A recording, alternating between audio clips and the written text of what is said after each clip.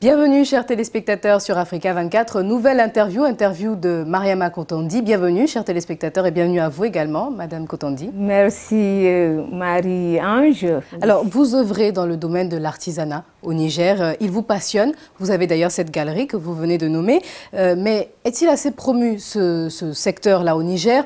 Nous allons y répondre à travers ces plaquettes. Première plaquette s'il vous plaît Madame, lisez-la et répondez-y. Quelle analyse faites-vous de l'artisanat nigérien? Bien, l'artisanat nigérien, comme je l'ai toujours dit, c'est un artisanat qui est vraiment riche, qui est varié, mais qui est souvent méconnu. Il est méconnu dans la mesure où quand on parle du Niger, dans la plupart des pays, on dit « Ah, le Nigeria ». Alors, donc... il y a une confusion. Il y a une confusion en fait. Le Niger, le Nigeria, le Niger n'est pas très connu autant que le Nigeria, bien qu'on essaie sur le plan diplomatique d'être assez dynamique, surtout ces dernières années.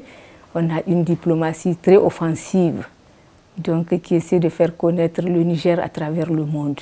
C'est une image que vous allez découvrir à présent. Ah, une image. Alors, qu'est-ce que c'est? Ça, c'est les 21 croix du Niger. D'accord. Nos 21 croix du Niger qui sont plutôt notre emblème. Enfin, notre emblème, c'est plutôt, il y a une croix qui représente le Niger, c'est la croix d'Agadez. Oui. Vous avez entendu parler de la croix du Sud. Bien évidemment. Et lorsqu'on parle du Niger, lorsqu'on parle de l'artisanat nigérien, la croix d'Agadez et ces 21 croix d'ailleurs sont les premières... oui. Référence des touristes notamment. Donc, pour quelles raisons? Pourquoi? Et surtout, comment ça se fait? Est-ce qu'il n'y a pas d'autres secteurs, d'autres atouts que le Niger pourrait mettre en avant? Quelle est l'histoire de ces... Bien, les histoires de ces croix-là, je crois, ça fait partie de notre patrimoine et les gens s'y sont attachés au fil des ans. Et peut-être qu'on n'est pas très créatif, on n'est pas trop imaginatif pour aller chercher autre chose, parce que je suis sûre qu'à l'heure actuelle, il doit y avoir plein d'autres choses qu'on pourrait mettre en avant que ces croix-là qui commencent d'ailleurs à être démodées.